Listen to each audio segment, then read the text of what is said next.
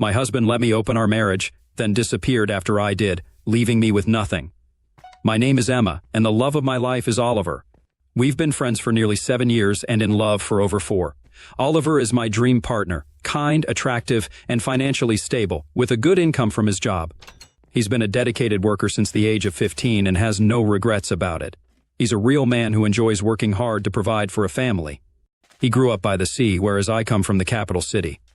We got married 2 years after meeting, just 1 month after experiencing our first love at the age of 19. My parents were supportive, but his family initially wasn't thrilled about our arrangement. They accused me of trapping him into marriage, even though I was a virgin and had no children. It's hard to understand how they could see it as trapping. I've also been working diligently, starting at a hotel reception when I was 17. On the other hand, Oliver had a previous relationship, maybe 2, but he only admits to 1. It's a mystery why they blamed me for anything. Despite the initial blame and some early animosity, they eventually embraced me as family, and we all found happiness in each other's company and trust. Oliver and I have been in love and married for almost 4 years, and we are all very content. I take care of the cooking and cleaning for him, and am eager to fulfill any of his desires. In our intimate moments, I never refuse, and we both find immense happiness in each other. He is my ultimate desire in every way, and I wouldn't ask for anything more.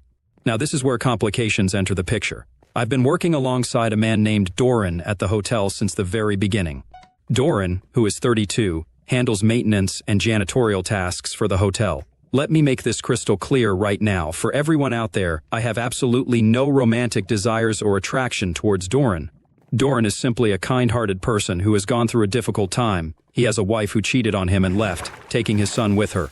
Through a paternity blood test, it was revealed that the son is not biologically his, exposing the affair and implicating another man as the father. Doran, who is not just my friend but also beloved by all our colleagues at the hotel, was in deep despair after this heart-wrenching episode.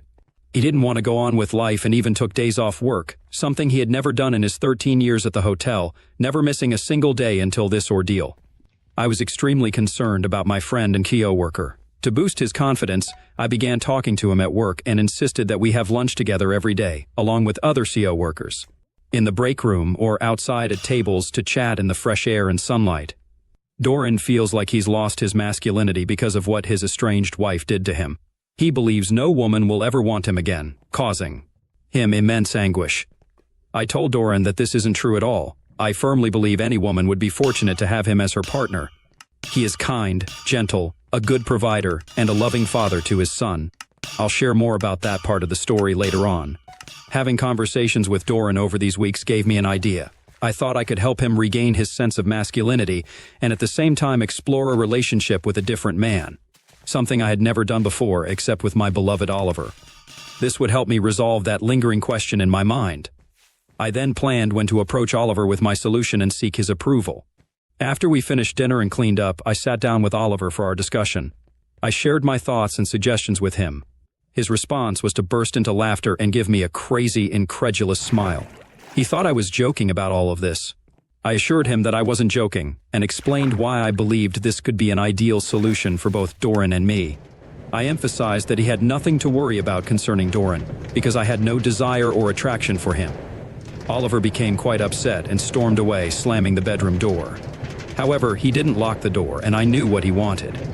To show my love and commitment, I removed all my clothing and entered the bedroom. He can never resist me, just as I can never resist him, even after 4 long years. I gave him everything he loves, and we fell asleep together in love and happiness, just as we always are. I waited for a day before bringing up my suggestion to Oliver again. I asked him if he had thought about it and whether he'd give his blessing. Once more, he firmly stated that he wouldn't, and warned that if I went through with it, he would file for divorce and have no further communication or friendliness with me. I acknowledged his stance with an okay and sat beside him to watch a movie. Eventually, I offered him a treat and we spent the night together on the couch, still deeply in love with each other. During this time, I observed that Oliver was distant and preoccupied with something other than our intimate moments or the delicious meals I prepared. He frequently talked on the phone outside our apartment or in a hushed tone in the spare room. My suspicions were raised, but there was nothing obvious. Days passed, and it was now Sunday. After attending religious services, Oliver was planning to drive to the sea for a 4-day trip with his family.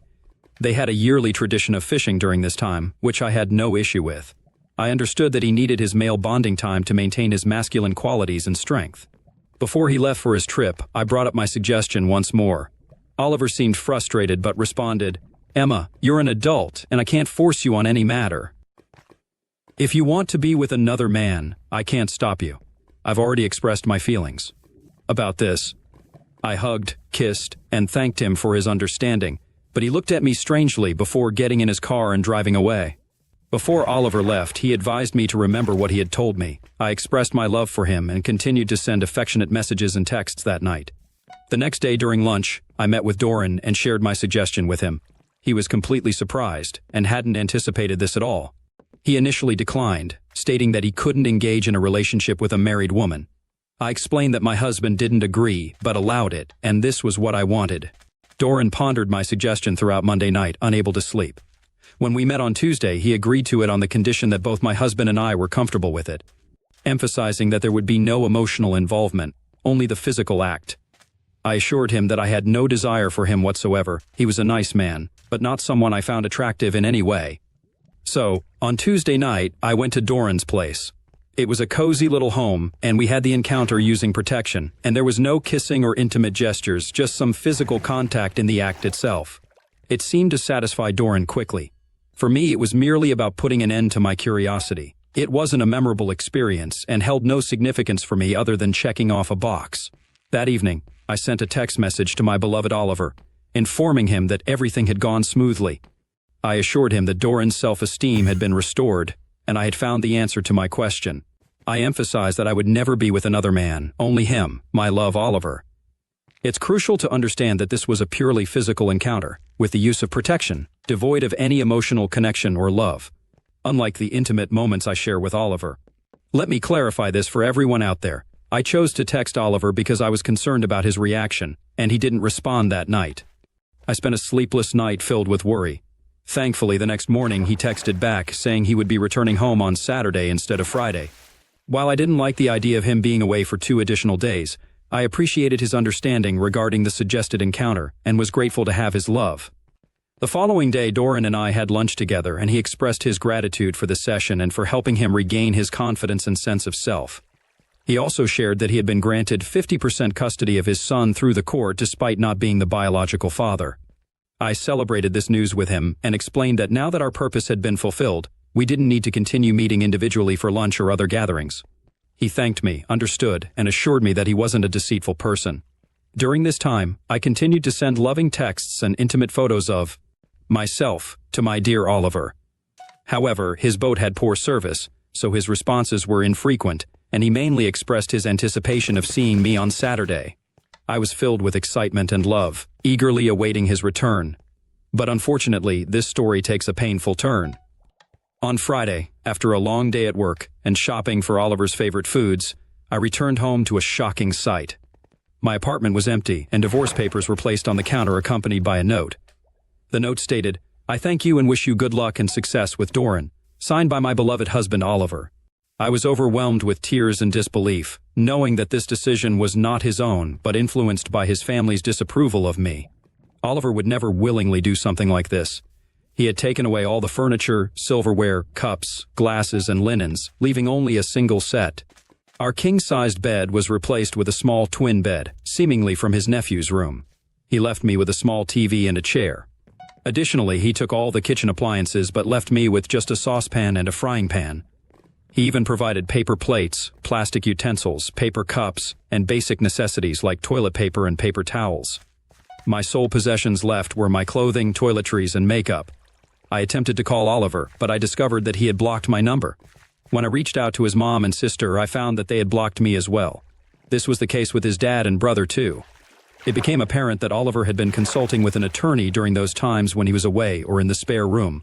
It seemed like he had initiated this process shortly after I shared my suggestion, which felt like a deceitful move. I can't believe what's happening. I then read the letter included in the divorce agreement, which instructed me to direct all correspondence and conversations through the attorney with no direct contact with my husband.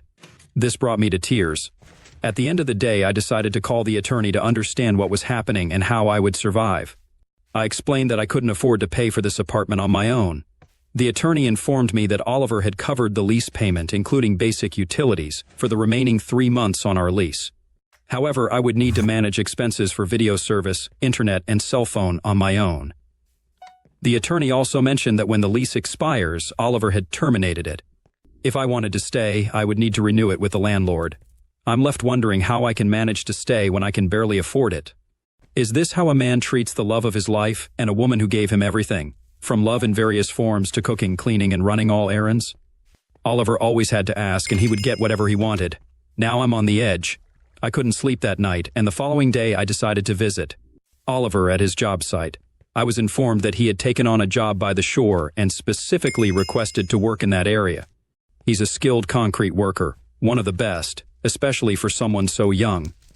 I asked the foreman to let him know I was there and that I loved him, and he said he would pass on the message. I'm overwhelmed with grief. It's truly unbearable, like experiencing a death and loss. I confided in a friend and co-worker about everything, and she couldn't believe my actions. She's the one who initially suggested the idea. When I questioned her about it, she said, "Yes, I mentioned it, but I never thought you'd actually go through with it. It was just crazy girl talk."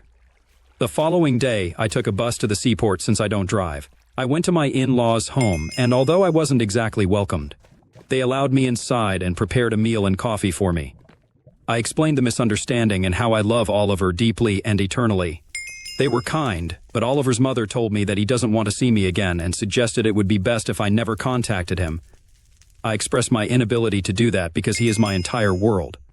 Oliver was working 100 kilometers away, and his family didn't welcome me to stay with them, so I had to take the bus back to my empty apartment. I cried the entire journey and continued crying all night. I even had to take some time off from work the next day to collect myself. Now, I need your help with my question. How can I regain my husband's love and mend this misunderstanding? Please, I'm not looking for judgment or criticism, as I've already received plenty of that in a previous post without any helpful suggestions or actions. All I'm seeking are practical steps to win back my man, the love of my life, because I can't continue like this. Your assistance is greatly appreciated. Update 1. Let me address some questions from this group. Yes, I believe in God and the sanctity of marriage. Do you?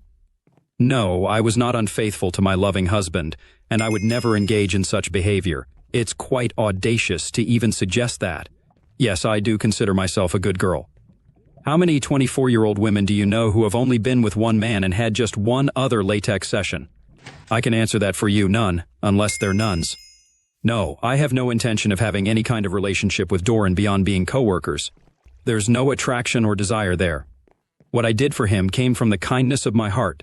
I take pride in helping him, and it's ultimately up to God to judge me, not any of you. No, I will never be with another man in the future. Perhaps you should ask these questions to your own significant other. Why not? Because you don't want to hear the truth? No, I didn't diminish or disrespect Oliver. You haven't met my husband, so you can't judge his masculinity. I know he's more of a man than anyone here. No, I haven't disclosed the situation to my parents or other family members. But I'm confident they would be proud of their daughter for doing what's right and selflessly helping people. No, I have no interest in engaging in latex sessions with any other individuals in this group. Many of you seem to have bitter attitudes. Update 2, well, I have to provide another update, and it's quite an unfortunate situation. It's been a whole month since I've been without my husband, and I feel utterly empty and heartbroken. I've made every effort to contact him, but there's been no response. I've even resorted to calling him from other people's phones and leaving heartfelt messages.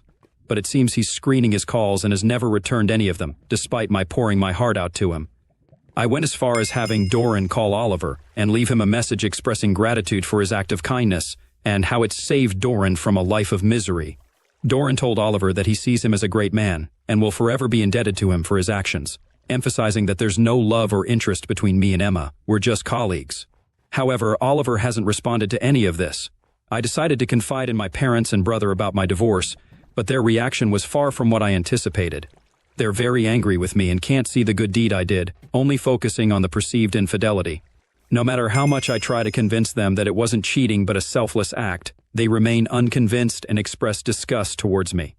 They've even suggested I go to confession every day for the next year. I believe that in the end, it's up to God to judge me, not the people on this earth, including my own family. Final update. Okay, I wasn't planning on returning to this troublesome post, but some kind-hearted people have asked for an update, so here it is. I really wish I could block all those bitter individuals in the comments. Anyway, let me fill you in on my current situation. I'm now living at our community hostel because my lease expired, and I don't have the financial means to afford rent in the capital city. It's a decent place, but it's only a temporary solution. I could have stayed with my parents, but I chose not to since they don't understand my perspective. Now, about the divorce, it's official. It might just be the quickest divorce in our country's history, which seems to be my luck, but at least I have faith in God to support me. The judge appeared to be quite traditional and didn't seem to have much regard for women in today's world. He viewed my suggestion as nothing more than cheating and disregarded the fact that I had helped Doran regain his life. He simply stated, "You can call it whatever you want, but it's cheating and a breach of your marriage." I tried to explain that my husband had given me permission, but when he asked my husband and his attorney, they both denied it, saying, "No, Your Honor, he did not." What Oliver told Emma was, "You're a grown woman, and I can't prevent you from doing anything." He then added that he had previously warned Emma that he would divorce her if she went through with it. The judge turned to me, and I conferred with my legal representative, who confirmed, yes, Oliver did tell Emma this, and it's a truthful statement. The judge proceeded to ask, "So why did you proceed with your affair knowing this?" My legal representative and I were caught off guard and didn't respond. The judge then said that we didn't have to answer the question because it was irrelevant to the outcome. He then granted Oliver the divorce, officially ending the marriage. As part of the ruling, he awarded me the equivalent of €6,000, about $7,000, which Oliver was required to pay within 90 days. Can you believe all of this? Just €6,000 for 4 years of various forms of intimacy, cooking, cleaning, running errands, and taking care of this man when he was ill? If I had worked these jobs instead, it would have amounted to over €200,000. Do I believe I should have received €200,000 from Oliver? No, I do not. However, receiving only €6,000? Come on, people. Why aren't women valued more for their valuable contributions to marriage? Can the individuals in the comments section answer me that question? This is my last post here because I won't continue arguing with the unkind individuals in the comments section. I'm simply drained, and you all are unpleasant people. Instead, I'm going to invest all my time and energy into winning Oliver back over the next year. I left him a message on his phone, letting him know I won't go on any dates for at least a year, maybe even indefinitely, as I'll be patiently waiting for him to return. I told him he's welcome to come to my new apartment any time for any type of affection and provided him with my new address. I believe that one day, I'll hear a knock on my door, and there will be my dreamboat, Oliver, standing there, ready to embrace me with kisses. We'll then live our lives happily ever after, possibly with many children and daily affection.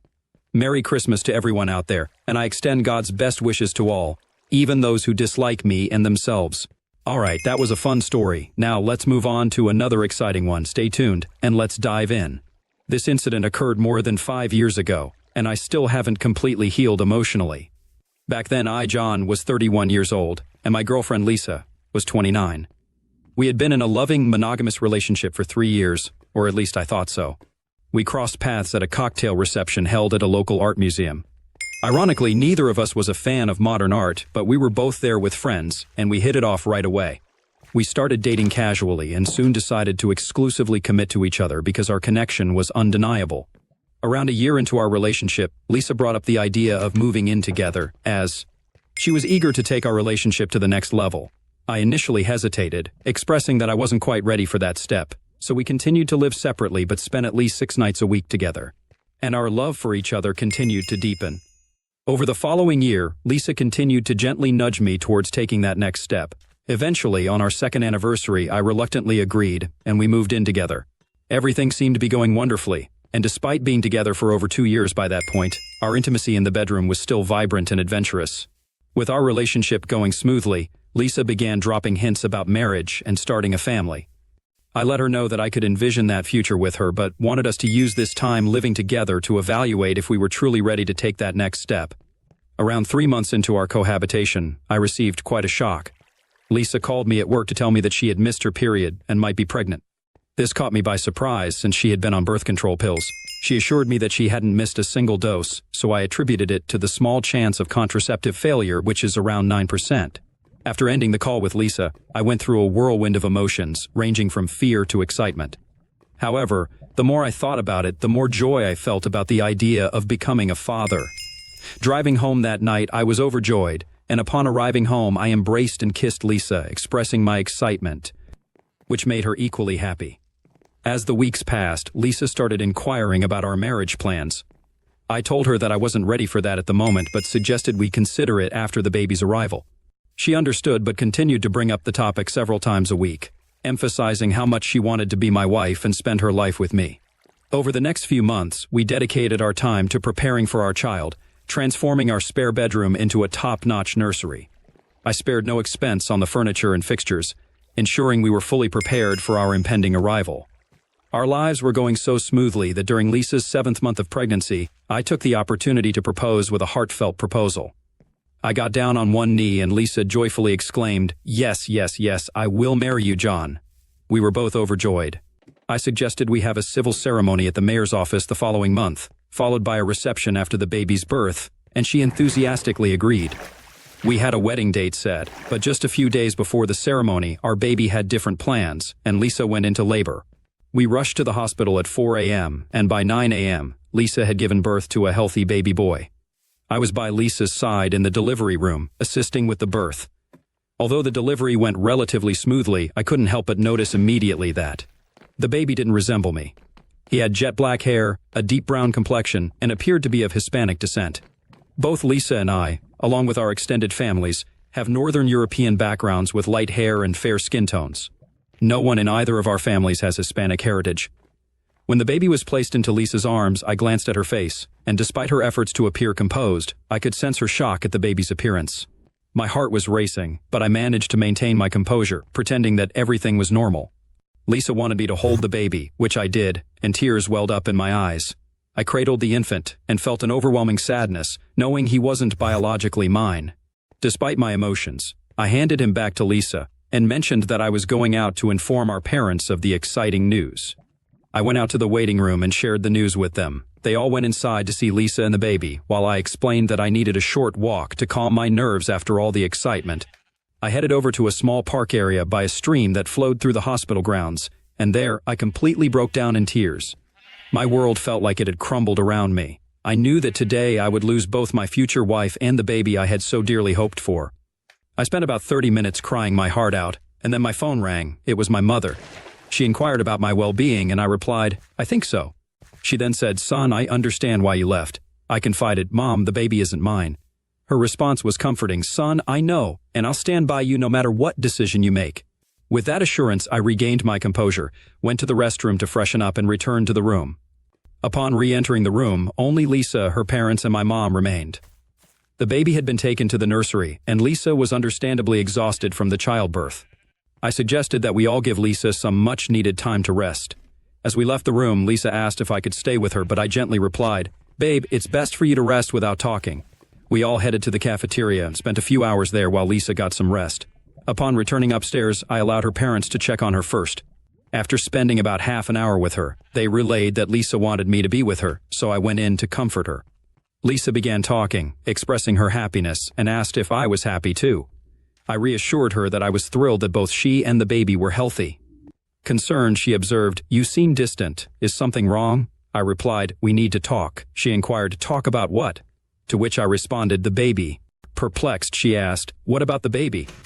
That's when I disclosed, "Lisa, the baby is clearly not mine."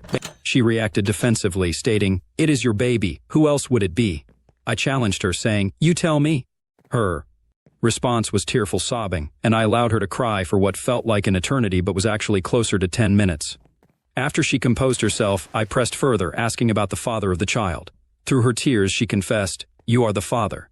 I didn't accept that and insisted, "Lisa, please don't lie to me." She fell into a silent daze, staring straight ahead. Eventually, she broke the silence, saying, "I'm so sorry, John. I was unfaithful, but I want you to be the baby's father." I disregarded her plea and repeated my question, "Who is the father?"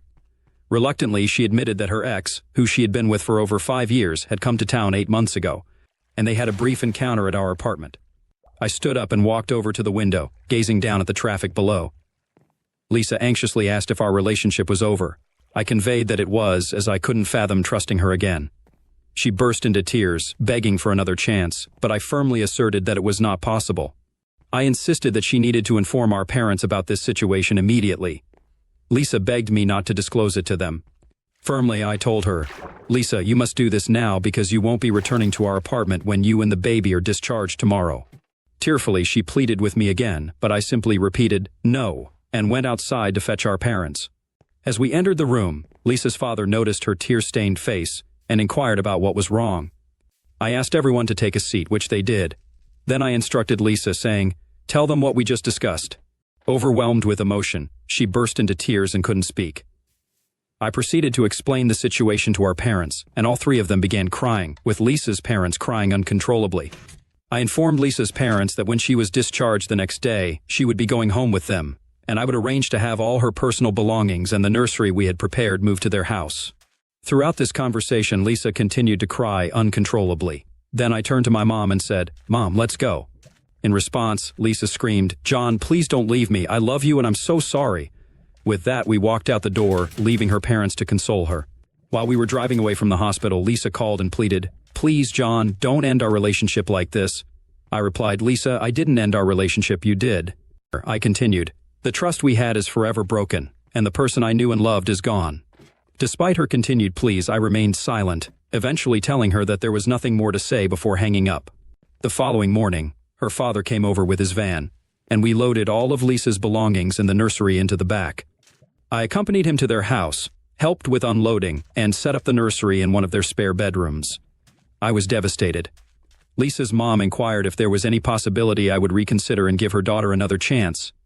Politely, I explained that it was not possible because I could never trust Lisa again, and I would never be able to love the child that was conceived by another man.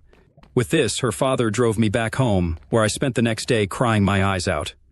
Over the course of the next week, Lisa reached out to me relentlessly, making over 100 calls and sending numerous texts.